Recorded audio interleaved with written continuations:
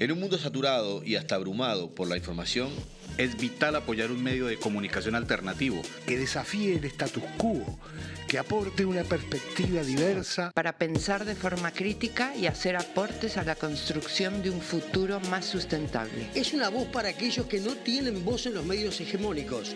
Es una plataforma para las ideas innovadoras y las voces disidentes. Apoyar a Caras y Caretas es fomentar la libertad de expresión y la diversidad informativa.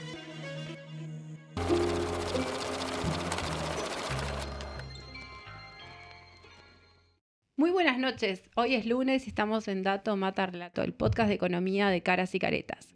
Hoy vamos a hablar de la inserción internacional. La inserción internacional ha pasado a ser una materia pendiente. No le estamos dando la real importancia que tiene la inserción internacional del Uruguay. Buenas noches, Julieta, ¿cómo estás? Muy buenas noches, María Noel, y a toda nuestra audiencia. Así es, en el día de hoy vamos a estar hablando de la inserción internacional de nuestro paisito, que al ser muy chiquito y con muchas particularidades, es fundamental analizar y ver la situación de nuestra inserción internacional, cómo estamos actualmente, cuáles son los desafíos y cuáles son las visiones estratégicas para este asunto. Para eso nos va a acompañar Martín Mercado, que es licenciado en Relaciones Internacionales, licenciado en Ciencia Política, perdón. Vos sabés que lo dije mal desde hoy, Martín me lo corrigió, así que bueno, esto nos pasa habitualmente acá, pero tenés un posgrado en Relaciones Internacionales y has estado vinculado hace años, Martín, a los temas de Relaciones Internacionales a través de la Comuna Canaria fundamentalmente, ¿no? Sí, principalmente. Bueno, primero muchas gracias por la invitación y abordar un tema que, si bien no es del habla cotidiana entre la gente, porque los principales problemas de la población son la salud, el trabajo y la economía, como en cualquier país, pero para Uruguay es prácticamente la vida, la inserción internacional y el relacionamiento político con la región y con el mundo. Ser un país tan chico. Te contamos que el podcast de economía hace pocos meses que está, bueno, lo hemos conversado y bueno, acá la idea, viste que cuando hablamos de economía generalmente ponemos palabras como viabilidad, pero nuestro podcast lo que quiere justamente es aterrizar los temas económicos para poder explicarlos, para poder dar opinión y bueno, hemos pasado por distintos temas, pero en particular nos interesaba esto de entender qué implica la inserción internacional del Uruguay. ¿Cuál es la importancia para la economía del país, para la viabilidad del país en términos de crecimiento, en términos de desarrollo? Uruguay es un país pequeño, pero muy abierto al mundo, tanto por lo que vende hacia el exterior como por lo que recibe y por su inserción en la región. Y bueno, en estos últimos meses se ha hablado muchísimo con todo esto del Tratado de Libre Comercio con China, si sale, si no sale, si está bien. No es nuevo que se ha hablado de un Tratado de Libre Comercio con China, pero además no es el único frente que se está abriendo, ni siquiera lo del Tratado de Mercosur-Unión Europea. Uruguay tiene muchos frentes externos que atender en términos de comercio exterior, de integración política también, de cooperación, pero además requiere de toda una política exterior muy bien desarrollada y muy rigurosa para trabajar esa inserción internacional que tiene que estar acoplado a lo que son las políticas productivas también. Entonces, queríamos poder conversar contigo la relevancia que tiene y qué está pasando un poco hoy en temas de la política de inserción internacional. Y para eso queríamos, porque además hemos estado también mismo en las columnas en la revista, viendo la caída que han tenido las exportaciones en los últimos tiempos. Hay una realidad cambiaria que está afectando, muchas veces se atribuye a los mercados internacionales, a la sequía, pero además hay otras cosas que también están pasando en términos de política exterior que no son tan visibles y que a veces no se conversan tanto, pero que sí están afectando lo que es esa viabilidad vía la inserción internacional. Sí, creo que acá tenemos dos planos, ¿no? Uno son los datos objetivos de producción y de exportación, y otra es la calidad y la necesidad de tener una buena calidad de relacionamiento con el exterior. Yo parto de la base que lo primero que tenemos que hacer como país es llevarnos bien con el barrio, ¿no? Yo soy de los que opinan que el Mercosur si bien hay mucho para mejorar, constantemente, como cualquier ámbito de negociación o de grupo de trabajo, pero es uno de los principales socios comerciales. Hoy la realidad nos dice que, sumado a la baja de exportaciones, que es el último dato que tenemos a julio del Instituto Uruguay 21 bajó creo que un 30% de mes a mes y interanual un 20% bajaron las exportaciones. Las ventas a Brasil y Argentina, que son el Mercosur, superan a China, ¿no? Nuestra China regional en exportaciones. Exactamente. ¿Qué quiere decir esto? Nosotros nos podemos llevar mal con una China en términos de venta, ¿no? Porque no es excluyente trabajar con el Mercosur o es trabajar con China. No, ninguno de los dos son excluyentes. Tienen que ir de la mano. Pero además el comercio con la región tiene apalancado otros procesos que no es solamente la venta de productos, ¿no? No, claro. Tienen los procesos políticos, culturales y vecinales. Nosotros no nos podemos pelear con Argentina o llevarme mal con Brasil cuando somos parte de la misma matriz histórica. Claro. Claro, porque aparte por sí solo no llegamos a ningún lado. Porque las relaciones internacionales no es solo comercio tampoco, ¿no? Si bien estamos hablando de economía y comercio, va más allá. Son procesos antropológicos, procesos culturales que hacen a la comunidad. Y esa comunidad luego es lo que viabiliza los comercios. Mejor o menor comercio. En menor o mayor medida. Pero Uruguay también es boca de entrada para el comercio con la región, para llegar a la región, ¿no? Hay el comercio con Brasil y con Argentina hoy hay una realidad coyuntural con Argentina de mayor complejidad, pero también es cierto que hay muchas empresas extranjeras instaladas en Uruguay para comerciar con Brasil, y eso es una fuente interesante de actividad en Uruguay. Sí, la coyuntura actual con Argentina, si bien sabemos que es bastante compleja, por la realidad de Argentina en sí, si hablamos del cierre del año pasado, del 2022, a China se exportó un 28% y a Brasil y Argentina un 23%. Volvemos a lo mismo, lo que mencionábamos hace un rato, que estamos hablando de prácticamente otra China, ¿no? ¿Qué pasa? Uruguay es trampolín, ¿no? Por un montón de factores. Estabilidad política, estabilidad, marco jurídico seguro, no te cambian las reglas, por lo general. Hace 30 y pico de años que la ley de inversiones existe, ha tenido variaciones, pero no se ha eliminado. Eso genera seguridad jurídica para los inversores. Bien. Ahora, como resultado de esta política de Estado a través de las distintas de las décadas, hay empresas extranjeras que se han instalado en Uruguay, en la zona metropolitana principalmente, para comercializar únicamente con Brasil, ¿no? O con Argentina. No comercializan con Uruguay. ¿Qué quiere decir eso? Debemos tener un poco de seriedad cuando hablamos de los vecinos y la inserción internacional, porque no es un dato menor. ¿Qué pasa si mi relación con el Mercosur cambia hoy?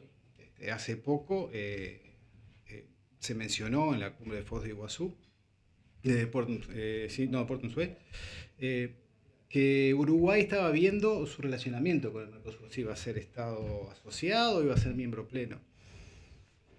Uruguay no se puede dar el lujo de ser ambivalente, por una sencilla razón, por el tamaño de nuestro país. Sí. Si bien tenemos una producción interesante en términos de alimentos, que es lo que necesita el mundo, no podemos ser ambivalentes y amenazar. ¿Por qué vamos a amenazar en cambiar nuestra relación con el Mercosur? Fortalecer el Mercosur y cambiar un montón de cosas, sí, pero poner en duda nuestra presencia cuando tenemos empresas instaladas para comercializar con Brasil y Argentina, esas empresas se van, cierran por porque cambia la relación nuestra con nuestros vecinos, y ¿quién se hace cargo de los empleos que se pierden en las localidades? Estamos hablando que, si hablamos de exportaciones por departamento, Montevideo y Canelones, las exportaciones de sus bienes representan el 80% a Brasil y Argentina.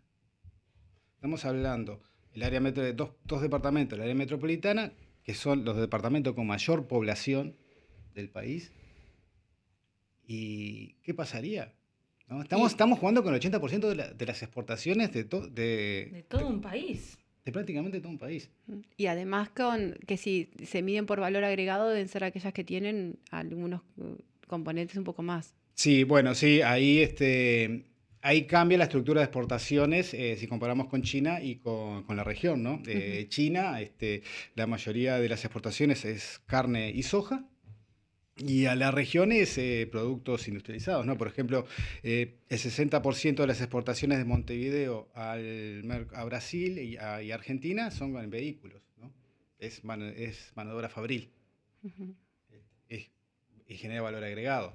En el caso de Canelones, el 52% de sus exportaciones a nivel general es carne, ¿no? Por la cantidad de frigoríficos que hay en el departamento, pero el 20% es al Mercosur y también es de productos industrializados, como ese. Hay una industria muy grande del plástico en Canelones. Mira. Y emplea mucha mano de obra local.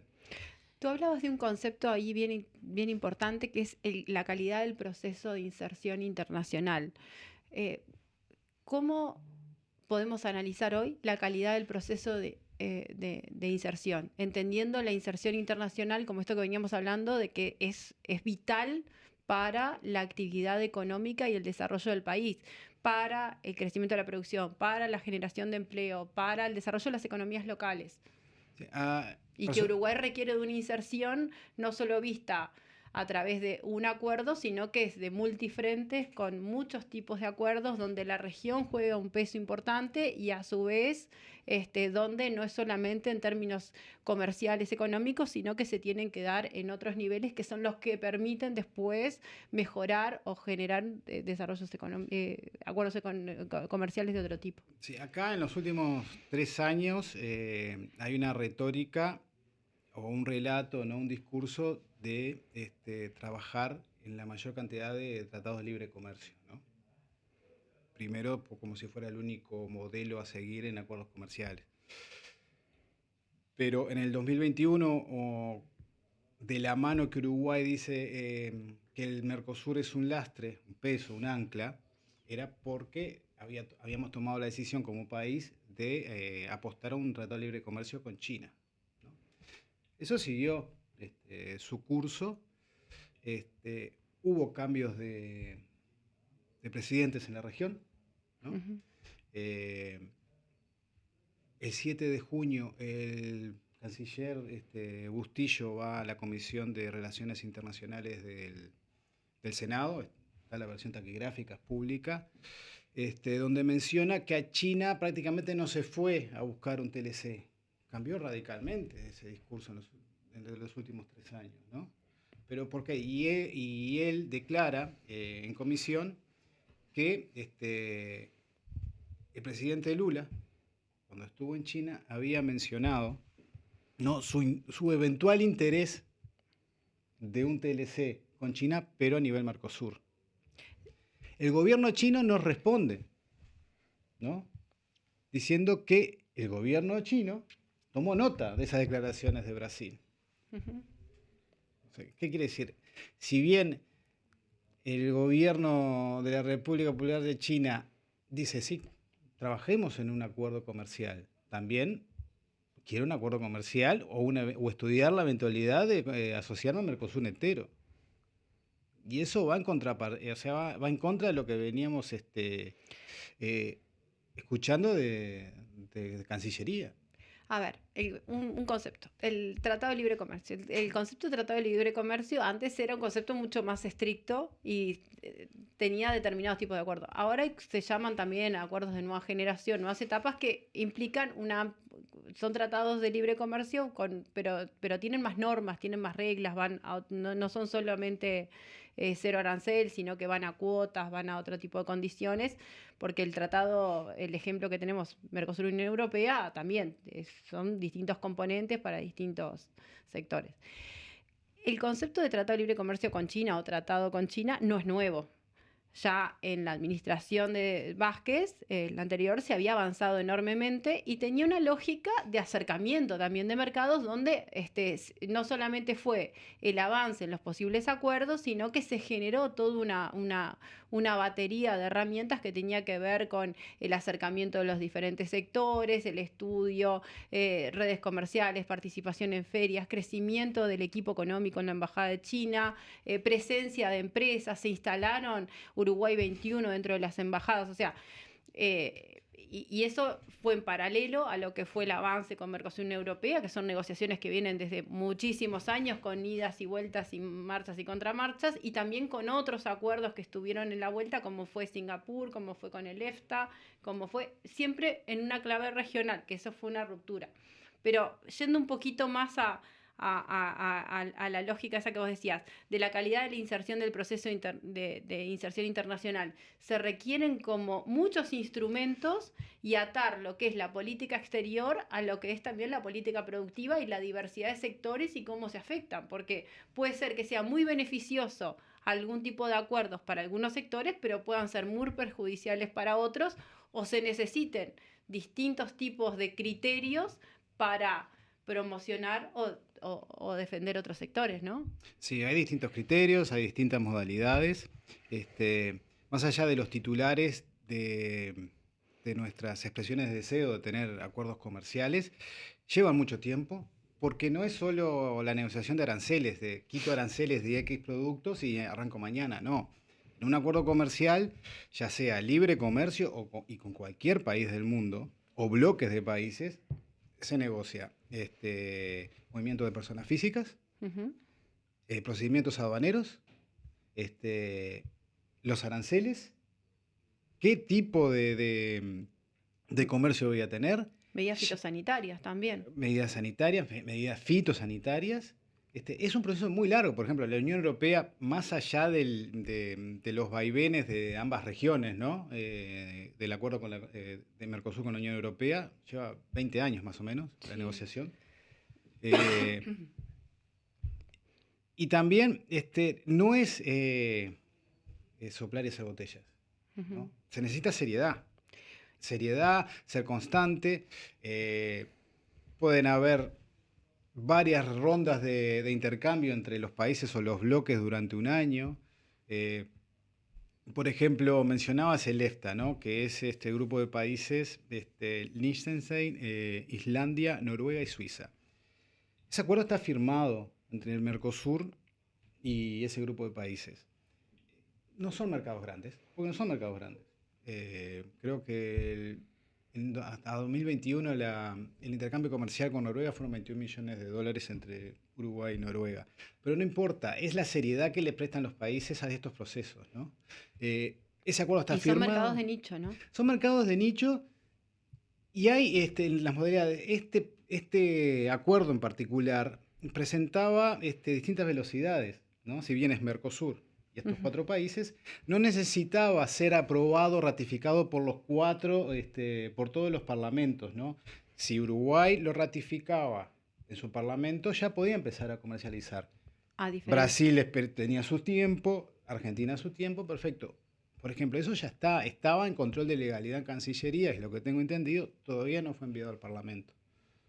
Me preocupa la seriedad, ¿no? Yo creo que los países debemos ser serios en los relatos, en las retóricas. Inclusive, voy a hacer no es una caricatura, pero hoy a nivel global, la retórica bélica entre los países en guerra, hay una retórica, sí. Hay ciertos límites, ¿no? Y es increíble, hay cierta seriedad en las retóricas bélicas. Claro, es medio anecdótico. Pero acá es como que están estancados, hay un par de acuerdos estancados, que reitero, no son mercados grandes, pero hacen la seriedad a los procesos. Te puedo agregar otro concepto. El mundo hoy comercialmente es mucho más complejo en estos últimos tiempos. Guerra comercial, guerra tecnológica, COVID, guerra Rusia-Ucrania, hay una tendencia a más proteccionismos y a lo que es el proceso de fragmentación del comercio que ha llevado a costos enormes. Uruguay es un país que se vería muy afectado por esta situación de lo que es el fenómeno de fragmentación del comercio, por la realidad de país chico, muy abierto, dependiente de algunos flujos comerciales. En esta lógica de diversificar mercados, puede ser una muy buena alternativa para minimizar impactos y costos de una posible realidad internacional complejísima. Y a su vez, vos hablabas de que no se agota solo en tratados de libre comercio, hay otro tipo de acuerdos, pero también hay otras herramientas que se tienen que utilizar para la inserción internacional que son fundamentales, como rigurosidad en la inteligencia comercial, como plataformas de comercio y apoyo, porque la construcción de comercio internacional y sobre todo para apoyar a las empresas nacionales y de menor porte, requieren también de herramientas de promoción, de apoyo y de generación de bienes públicos importantísimos para poder acceder a determinados mercados. Sí, eso es clave, la solidez de las herramientas, cómo se utilizan, maximizar recursos, ¿no? Y potenciar estrategias de distintos ámbitos es clave. Acá creo que Uruguay lo que necesita es encauzar la promoción y la inserción internacional, ya sea para vender productos como para atraer inversiones. ¿Y cómo juega eso, por ejemplo, con un recorte tan importante como hubo del Instituto de Promoción de Inversiones? Que, a ver, por el propio nombre, gran inversión, promocionar inversiones y comercio. No hubo en la última ley de presupuesto un recorte casi del 80% del presupuesto de Uruguay 21. Sí, hoy la ley de presupuesto actual, que es la que todos los ciudadanos estamos viviendo, ¿no? Estamos viviendo bajo esa ley de presupuesto, hubo un recorte de esa herramienta de un 80% del Instituto Uruguay 21. ¿Por qué se torna importante ese recorte? Primero, es una agencia que se encargaba de promover el país y atraer inversiones, pero formaba parte del sistema de transformación productiva del país, Transforma Uruguay, ¿no? Que fue una idea lanzada a finales del periodo de gobierno anterior, ¿no? Donde se sentaban a la mesa todos los ministerios que tenían que ver con la producción, Ministerio de Industria, Turismo, Ministerio de Economía, junto con las agencias, ¿no? La Agencia Nacional de Desarrollo, la Agencia Agencia de Nacional de Innovación. Desarrollo, Uruguay 21, y ahí, ¿qué hacían? Se trazaba un plan de trabajo y se fortalecían los presupuestos, ¿no? Uh-huh. Se consolidaban ciertos programas para tratar de salir al exterior con la mejor imagen, pero principalmente se enfocaban esos programas y estas agencias en trabajar con las pymes. ¿Cómo hace una empresa pequeña, si no es a través de un mecanismo de promoción y de apoyo para acceder a determinadas ferias internacionales, a conocer determinados instrumentos, determinados mercados, a generar red de contactos para iniciar o potenciar su exportación en el mundo? Porque es un costo que a veces para determinada escala de empresas es hoy costoso. Es a través de programas y proyectos de las agencias estatales, pero hoy esos programas y proyectos están muy, muy reducidos, pero mínima expresión, ¿no? Antes, Cancillería y estas agencias tienen que trabajar en conjunto. No son, no estar peleadas ni estar disociadas, ¿no?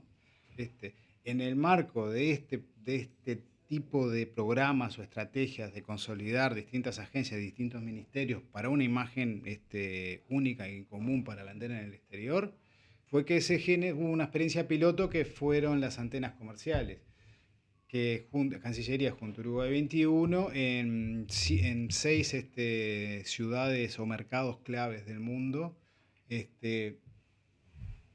profesionalizaban y trabajaban en la profesionalización de nuestras delegaciones, de nuestras embajadas y nuestros consulados para promover comercialmente al país, ¿no? Algunas de ellas son Berlín, Washington, Shanghái y Guangdong en China y Brasilia. Esa experiencia creo que alguna sigue funcionando, pero a raíz de una nueva estrategia comercial o de inserción, que no nos queda muy claro, a mí personalmente no me queda muy claro la estrategia de internacionalización o de inserción del país. Claro. Y preguntándote en ese sentido, la otra vez hablábamos con Daniel Olesker sobre, digamos, algunos aportes para pensar el desarrollo del país, ¿no? En un futuro, algunos aspectos de desarrollo productivo, entre otras cosas, ¿no? Dentro del desarrollo de nuestro país, ¿cuáles te parece que son las claves justamente en esto que planteábamos, de que no se entiende el panorama actual en algunas estrategias? ¿Cómo ves vos que podría aportarse al desarrollo de un país, bueno, de una perspectiva más inclusiva, de aportar más en ese sentido? ¿Cómo ves vos el enclave de la inserción internacional? Bueno, principalmente tener una estrategia. Eso. No ser ambivalente. Saber dónde están los datos objetivos, ¿no? Si el dato objetivo te está diciendo en esta zona del mundo se vende tanto porcentaje de mi exportación y en este territorio del país vive y trabaja para generar esa producción que se venda, por ejemplo, volvemos al Mercosur, trabajar en ese sentido. Si no estamos de acuerdo cómo algunos estamentos del Mercosur están funcionando, trabajemos para mejorarlo, ¿no? Esa es la clave, saber hacia dónde vamos. Seguir trabajando también, sí, en abrir mercados y en otros acuerdos comerciales, que reitero, no tienen por qué ser Tratado de Libre Comercio. María Noel, vos lo mencionabas recién. Claro. Se negocian cuotas, eliminar barreras fitosanitarias. Eso ya es inserción. Bueno, cuando se habla se habla de los acuerdos con China, uno piensa en China y piensa las dimensiones y es como decir, es un continente entero, ¿no? Y también esta avanzada que ha tenido China en anunciar tratados de libre comercio no lo ha hecho solo con Uruguay, ha sido una cuestión mucho más general, pero que ha sido, o sea, no hay país chico y no hay país en el mundo que no pueda mirar su comercio exterior hoy sin mirar lo que está pasando en China. Y sin parar determinados movimientos, sobre todo más con el peso que tiene para economías como la uruguaya, como lo ha sido en la exportación de carne, como lo ha sido en la exportación de soja, y las oportunidades para otro tipo de producción con más o menos valor agregado, pero que pueden generar algunos nichos. Y eso tiene que ver con conocimiento de sectores, con redes, con temas fitosanitarios que llevan muchísimo tiempo y que son muy dificultosos, en particular en China. Entonces, cualquier sector de la economía uruguaya es razonable que mire qué está pasando con el comercio de China y cómo se está comportando con otras realidades. Un ejemplo es el sector lácteo. El sector lácteo, que ha tenido un muy buen crecimiento y un muy desarrollo y tiene un peso importantísimo en la región y tiene un peso también, ha tenido un trabajo fuerte de promoción y de instalación que le ha permitido concretarlo. Pero también uno puede ver qué pasan con otras realidades en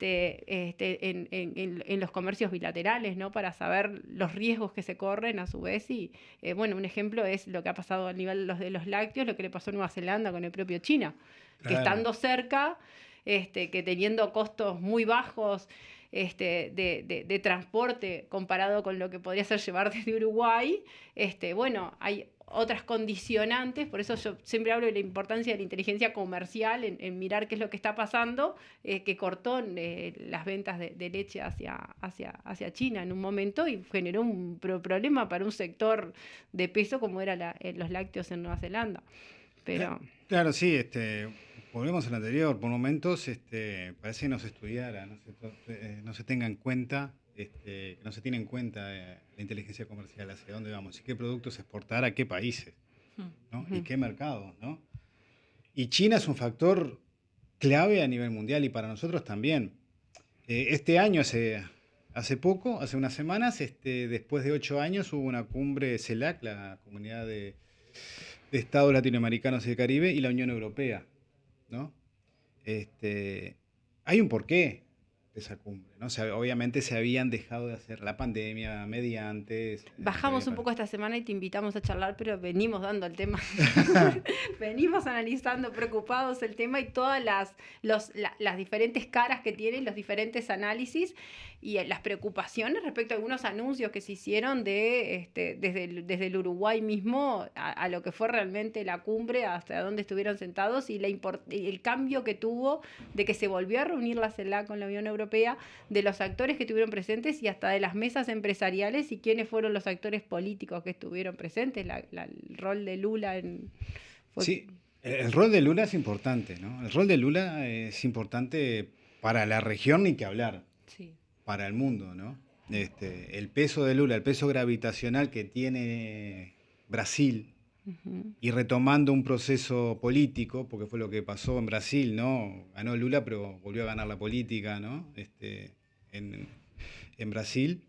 No es menor. Hubo una reunión bilateral de cancilleres de la Unión Europea con el Mercosur y acordaron que en tentativa a fin de este año estaría pronto para que todos los países firmaran el acuerdo, ¿no? Comercial Unión Europea y el Mercosur.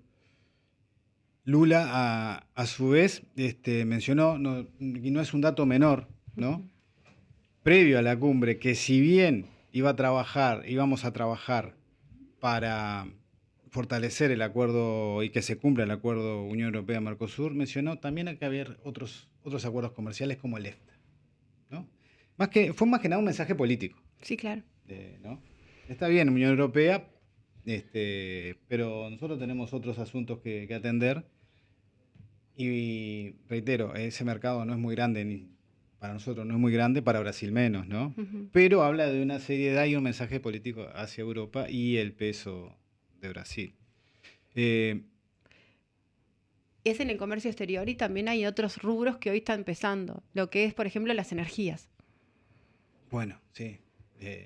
Digo porque justo ahora que estuvimos conversando de la cumbre, hay un anuncio de Europa de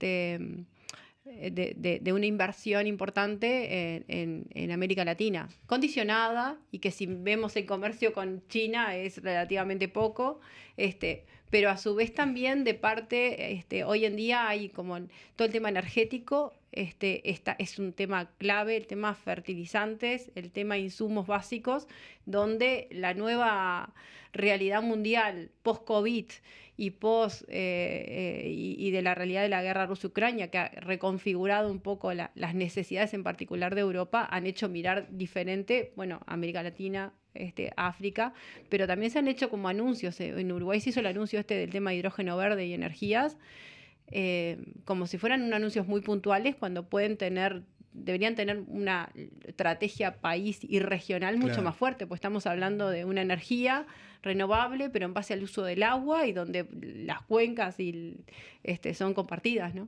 Sí, a Uruguay siempre le va a ir mejor si pensamos en clave regional, si tratamos de trabajar en clave regional, ¿no?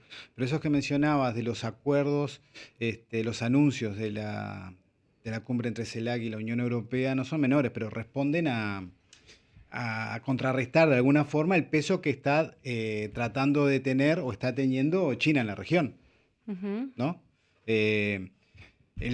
El intercambio comercial en los últimos 10 años entre la CELAC y la Unión Europea fueron de unos 414.000, 415.000 millones de dólares. Las inversiones fueron de unos 700.000 millones de dólares. Pero al finalizar la cumbre se llegó a un acuerdo, se detalló que la Unión Europea va a trabajar en aportar 50.000 millones más en los próximos 4 años. Suena mucho. Son 50.000 millones para, si lo hacemos en cuenta de almacenero, dividir en 33 países. Pero no es menor, porque la Unión Europea, tanto Europa e inclusive Estados Unidos, de repente Estados Unidos empezó a dar más señales de acercamiento a la región de forma comercial. Algún detallecito que antes nos daba, porque China viene avanzando. Son los juegos geopolíticos, ¿no? Es así. Yo quería también agregar una cosa. A ver, estamos llegando un poco al final del programa, pero yo no quería dejar de mencionar algo que también está pasando dentro de nuestro bloque regional, que algunos, yo he escuchado, por ejemplo, a Juan Grabois en Argentina hablar de un segundo ALCA a la hora de, bueno, de pensar la importancia, por ejemplo, del litio, de algunos recursos naturales estratégicos en nuestra Latinoamérica y cómo pensar, digamos, la soberanía de los recursos naturales, pero también dentro de la inserción de los mercados y las relaciones exteriores. Y te quería preguntar en ese sentido, como vinculado, si vos, cómo se podría analizar hoy, por ejemplo, algo que se menciona desde que somos desde la historia, digamos, el poder imperial, por así decirlo, que varios lo caracterizan como algo que también está modificado, como que no es esa caracterización de, bueno, del imperio de Estados Unidos, sino que hay como otros dominios imperiales que también emergen esas estructuras dentro de esto que estamos hablando de las soberanías y la conquista del litio y de algunos recursos naturales. ¿Cómo ves vos esos conceptos que se están manejando dentro de nuestros países y estos conflictos que se están generando entre la soberanía latinoamericana y el mercado exterior y la inserción internacional? Bueno, creo que ahí hay dos aspectos, ¿no? Primero, creo que hay que fortalecer los procesos de integración política. Sinceramente lo creo así. Creo que el ejemplo de lo que fue la UNASUR no fue menor. Fueron pocos años, pero tuvo un par de acciones bastante fuertes. En el 2010 hubo un intento de levantamiento de golpe de Estado a Correa en su momento. Rápidamente se reunieron todos los presidentes, inclusive Santos, de Colombia en aquel entonces, y se frenó. No sé si fue lo que dio el 100% para frenar ese eventual, lo que parecía que iba a ser un golpe de Estado, pero actuó políticamente. Claro. Yo creo que ese camino hay que retomarlo, de fortalecimiento político de la región, inclusive el fortalecimiento político del Mercosur, pero ampliar más las fronteras, ¿no? Más allá del Mercosur, se llame UNASUR o se llame, quién sabe qué nombre va a tener. Y en relación a lo otro, el tema imperial, yo creo que sí, que los recursos naturales los países los tienen que salvaguardar. Yo no sé si es un país hoy, porque el capital no tiene, los poderes económicos no tienen fronteras hoy, no tienen países. Sí pueden tener en su mayoría algún vínculo con un país en particular, pero creo que para lograr eso hay que tener buenos procesos de inserción política, ¿no? Porque, por ejemplo, yo la otra vez pensaba en eso de, no sé si se acuerdan del acuerdo que tuvo Pfizer, una de las cláusulas para, por ejemplo, negociar con Argentina, era la expropiación de los recursos estratégicos y naturales, ¿no? Como una de las cláusulas en caso de falla. Es todo un tema de cuál es el modelo en el cual uno se asocia para y las oportunidades que y la importancia que tiene para la economía. Pero bueno, a ver, nosotros queríamos hablar de inserción internacional como una política estratégica vital para Uruguay como condicionante de la viabilidad país. Entender que la inserción internacional es una política de Estado de las centrales y que va acoplado del resto de la política económica, de la política productiva, del desarrollo, y lo habíamos puesto como que no está en el centro de la preocupación como debería estar por la importancia que tiene y que requiere de mucho más de intenciones, sino que requiere de una mirada mucho más amplia de los acuerdos en términos de áreas temáticas, en términos de los países, en términos de los bloques y del bloque regional, la importancia estratégica que tiene la región desde el punto de vista comercial y de la inserción internacional para el Uruguay y para determinados sectores en particular, muchos que tienen impacto alto en el empleo, impacto alto en el agregado de valor, y que se requiere de un conjunto de instituciones y de herramientas que hay que trabajar, promover y seguir desarrollando para poder apoyar esos procesos de integración y donde la inteligencia comercial es un elemento fundamental para pensar qué está pasando en el mundo, qué pasa en los mercados de destino, cuáles son las alternativas, y en un mundo cada vez más complejo y que sigue complejizándose, Uruguay con poco nivel de poder de decisiones ha logrado un buen estándar de inserción internacional y que por que no por anuncios políticos rápidos puede perderse, ¿no? Sí, es así. Se han logrado la apertura de mercados e inserción comercial, pero la realidad hoy es que en los últimos 2 o 3 años estamos estancados. Está bien, hubo una pandemia, todo el mundo se replegó. Tuvo una pandemia, pero muy rápidamente se reactivó el comercio y Uruguay tuvo un crecimiento a partir de determinados sectores, ¿no? Exactamente. Tampoco se aprovechó eso en las oportunidades para mejorar la redistribución, mejorar los salarios, apuntalar la inversión. No, es que volvemos a lo del principio, ¿no? El discurso y la retórica de nuestro país es el enfrentamiento de la región y tratar de tener un plan A, que en realidad debería ser un plan B, únicamente con titulares de Tratado de Libre Comercio. Para cerrar, no llegamos a hablar de los desafíos o por dónde debería ir la inserción internacional, pero sí te quiero preguntar cuál debería ser nuestra principal preocupación para, capaz que en otra oportunidad, seguir pensando hacia adelante. Bueno, nuestra principal preocupación sería trabajar para potenciar los productos y las pequeñas industrias y las MIPYMES que se puedan vender en el exterior, porque son lo que los datos nos están dando. Un concepto que vos manejás siempre, decís, muchas empresas grandes ya tienen sus propios canales de comercio exterior, pero las empresas chicas son las más dificultosas y a veces Es ahí donde tenemos que apuntar, que no es excluyente. No es excluyente. A ver, no es excluyente de tratar de seguir abriendo mercados y seguir vendiendo soja y seguir vendiendo carne, porque tienen un peso muy grande en la estructura de nuestro país. Las dificultades en competitividad que tienen hoy bien la política cambiaria, ¿no es un agregado más a esta idea de que hay poca preocupación por el comercio, por la inserción internacional?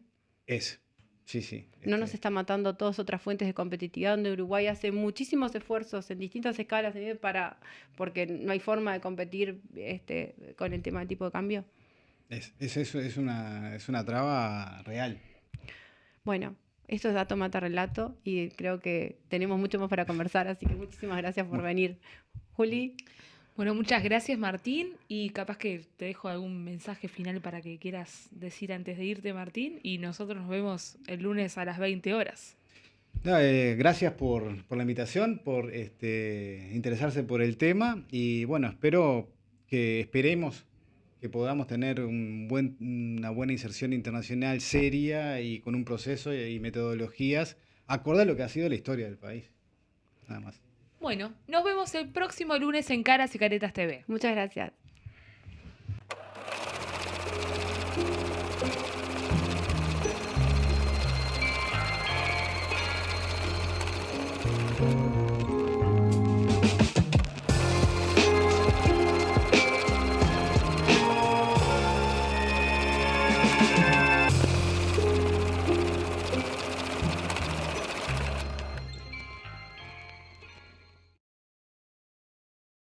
En un mundo saturado y hasta abrumado por la información, es vital apoyar un medio de comunicación alternativo Que desafíe el status quo, que aporte una perspectiva diversa Para pensar de forma crítica y hacer aportes a la construcción de un futuro más sustentable. Es una voz para aquellos que no tienen voz en los medios hegemónicos. es una plataforma para las ideas innovadoras y las voces disidentes. Apoyar a Caras y Caretas es fomentar la libertad de expresión y la diversidad informativa.